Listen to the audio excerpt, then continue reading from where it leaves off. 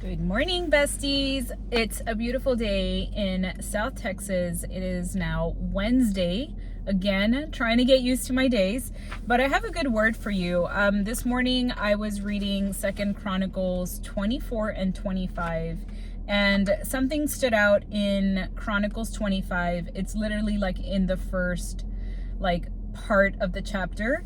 And so that's what we're going to talk about today. I think it's a good lesson for all of us. So I'm going to start with what's happening in this story. So we learn about Amaziah, who is now the king. He's the king that took over after Joash has died, okay?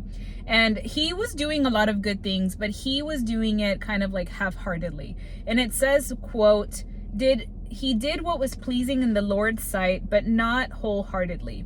And it got me thinking, like, how often are we doing things without the right heart posture? Maybe we're doing things because we're told that we're supposed to do things, because we're told that it's something that is just part of what is, normal in society. But especially for a Christian, maybe you're doing things like praying, or you're going to church, or you are serving at the church, but yet you're kind of like halfway there. You're not really doing it. Your heart posture is not in the right place.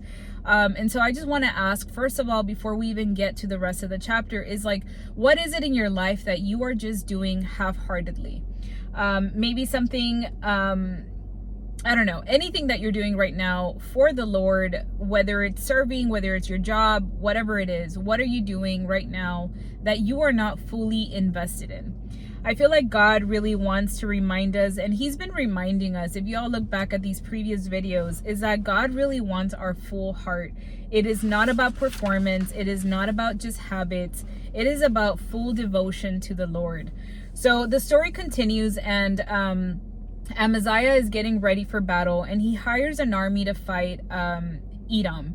But God sends a word through a prophet. So God is so faithful that despite Amaziah not necessarily being fully obedient or fully there, he still is like sending him a word of, protection. So the prophet tells him, quote, "Do not hire troops from Israel, for the Lord is not with Israel."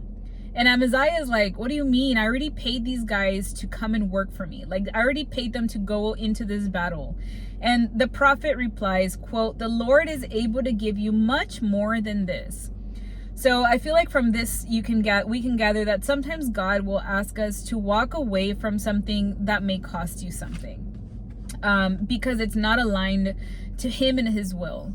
I feel like this is a really hard thing to swallow, like a big lesson, because there are things that sometimes you feel so good in, you feel so excited about, but we have to remember, like, was this my doing, or was this the Lord's will for my life? I feel like if there's any, uneasiness, maybe lack of peace, some, resistance of any way, or maybe there's all these signs that things are not going well, yet you continue to push forward.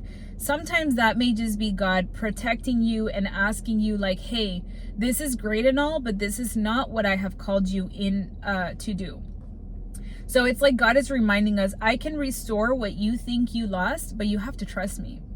So Amaziah listens, and surprisingly, he listens, and he dismisses the soldiers that he hired and goes to battle without them. And what do you know? The Lord gives them victory, and they're able to defeat Edom. But the soldiers he hired, they're mad, of course. They're like, we were supposed to go do this with you. So on their way back home, they end up destroying the city of Judah, and they kill about 3,000 people. And at least in this situation, Amaziah did what was right. He was obedient to God by not allowing these guys to go to battle with him. However, there was still consequences for the actions, right? So this is a good reminder, right? That even when we obey, God is still a God of justice. He is still going to remind us of some of the actions that we have taken, some of the things that we have done. It is not punishment, it is just justice. And sometimes it's a good way for us to be able to learn something from that.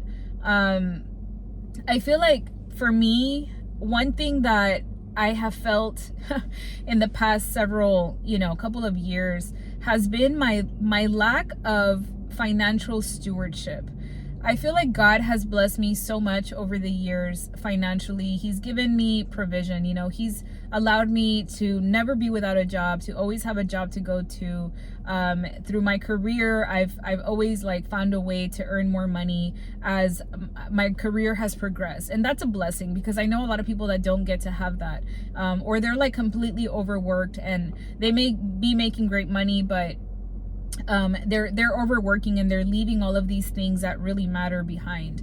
But there was a season in my life where I feel like I was just too worldly, in the sense that I was just focusing on the world tells me that I need all these things, so if I gather all these things and it'll make me happy.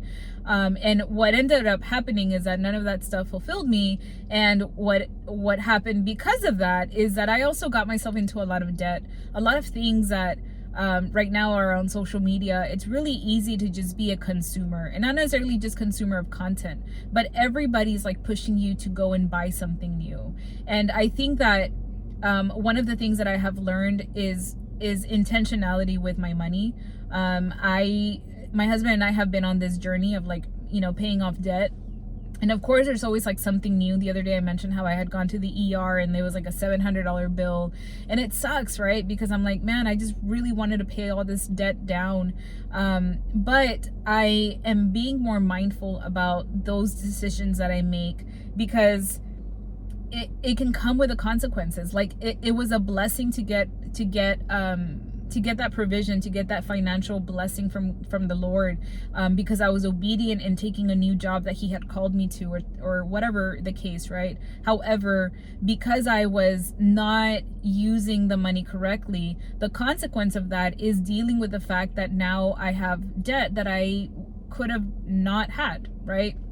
So anyways, the story continues, and this is the part that I think was kind of a big eye-opener, is that after he wins, Amaziah brings back these idols. So they collect all this plunder, I think is what they call it. They collect all these things from Edom, from the people that they just conquered, and he brings the idols and he starts worshiping them.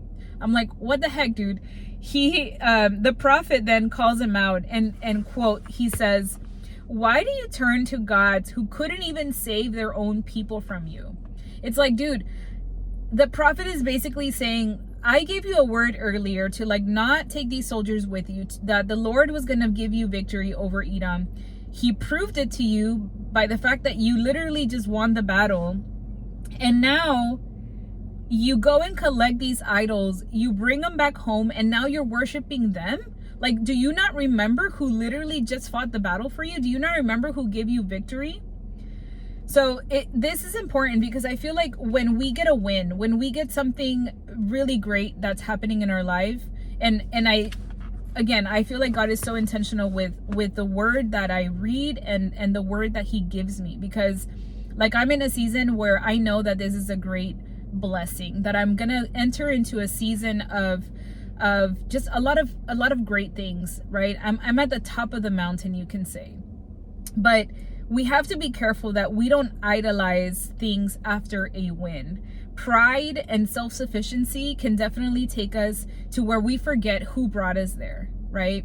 It's a great reminder that we need to humble ourselves in every situation, that after a mountain, there's always a valley. And the more we humble ourselves in the mountain, the easier it'll be for us to handle the valley as well. Because in this season, one of the things that I want to make sure that I stay just really true to do is completely surrender everything that I do to the Lord, because He has brought me here, and I just want to be so obedient and dependent on Him, because I already feel it, but there's a lot of decisions that need to take place. There's a lot of things that need to happen that I really don't have a good answer for. I don't know what's going to happen. There's a lot of unknowns, but all I can do is just say, Lord, you brought me here, so I know you're going to give me the answer. Lord, you got me here, so I know you're going to see me through it. Lord, I know that I'm struggling with this. Lord, I feel I don't know what to do here, but you brought me here, so I'm going to depend on you.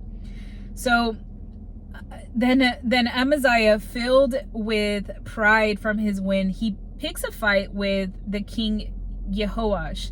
Like literally, he's just like he wants to go to battle with him. But the king ends up giving him a warning, and it says, quote, "Why stir up trouble that will only bring disaster on you and the people of Judah?" Like literally somebody's like, bro, why are you trying to mess with me? Why are you trying to do this?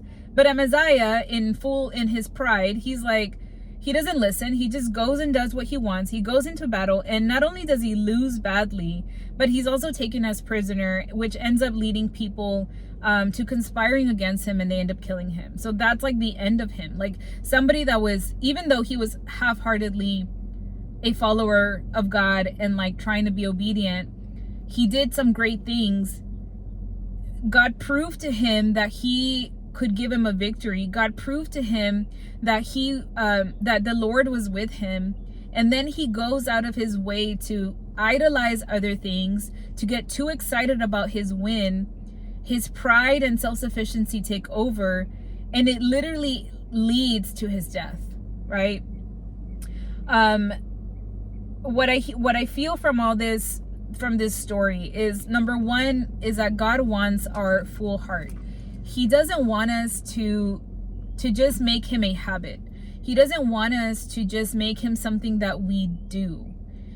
It is literally a relationship that we need to be in. He wants our intimacy, that intimacy with him.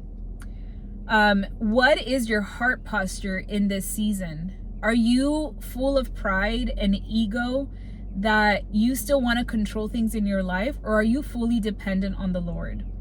Number two is that obedience may cost you, but it will always be worth it. Obedience can unlock provision, even if it doesn't look like that in the beginning. There's been times that I have done very drastic things in my walk with Christ that almost feel like that wouldn't make sense to the world. Like it doesn't make sense. Like, Floyd, why would you do that? Why would you give that up? You were doing so good. But I feel like when you're obedient to the Lord, like you have to do what he has called you to do, and just trust that it's going to be better, that the Lord's going to bring you something even better, that even if it doesn't look like that at first, that he will return and give you way more than you could ever have expected. So my question here is like, what are you afraid to lose that God might be asking you to surrender? Like it literally even makes me think about this last job that I just left, right? Like it was such a blessing in my life. Like that job was something that I really feel like the Lord put on my lap. Like he brought that to me in such a time where I was so broken and down, and that job had helped me so much. Like it helped me so much to just start feeling like myself again. But at the same time, there is a season for everything. And in this season, I felt like it was just time. Like there was so many promptings from the Lord that I was like, okay, God, I know you're moving me, but where? And then it was like, okay, just waiting on him and being still and trying to see like, Lord, why are you bringing up this dream again? You know, what is going on? And then all of a sudden, like doors opened for me to be able to step out in faith and do something new, and knowing that I had to leave behind this financial security. Like financial security is like, especially in this economy, I'm having to leave that behind and step out in faith and literally walk on water with Jesus and be like, Lord, I'm going to focus on you, and you will lead me through anything that comes my way. Number three is that victory isn't permission for you to just do whatever you want. Don't be like Amaziah and just go and be like showing off everything and being like, yeah, I did this. One of the things that drives me nuts about people that, let's say people of influence, of people that have done something great, is when they're asked like in interviews or things like that, like about their success, how rarely it is that people will say that, like, thank God. They don't really ever say that. And I know everybody is in their own walk, right? And I don't judge them for that, because I know that at times I have probably have been way too prideful. But in this season, I see things so different that I'm like, man, everything that I have, like everything that has ever happened in my life, everything good that I have ever been able to see and experience, like, is only because of God. Like the fact that I'm a mother after having a miscarriage, you know, the fact that I was able to have 3 children, the fact that I was able to meet my husband the way that I met him, the way that I have never needed, like, I've never been without to be able to pay my bills. The fact that I get to wake up every single day and use my body and be physically able to do the things that I'm being called to do. The fact that I get to be on YouTube and like talk to you guys, it's such a blessing. It's such a blessing. Like I don't take anything for granted, and I just want my heart to just be in that position all the time. And then lastly, God's warnings are protection. They're not punishment. Sometimes God will bring people into your life, or he'll give you literally a sign or somebody that will give you a word. And sometimes we want to like rebuke it. We want to be like, no, that's not what the Lord said. And it's just a reminder that God does that because he's trying to protect you from something, right? And so are you listening to what God is trying to tell you, or what God is trying to warn you about? I don't know what it is for you. I don't know what season you're in. I don't know what you're struggling with. But I feel like there's so many lessons in this chapter. Specifically, I think for me, the 2 things that I really gathered is, for one, is to not do things half-heartedly. And number 2 is to just not let a win take you away from understanding that the blessings came from the one and only God, that it was not because of you. But anyways, I hope that today's video encouraged you, and I'm starting to get more comfortable talking while these girls show up here at work, so that's good. But anyways, I hope you all have a great day. We'll see you all tomorrow. Bye.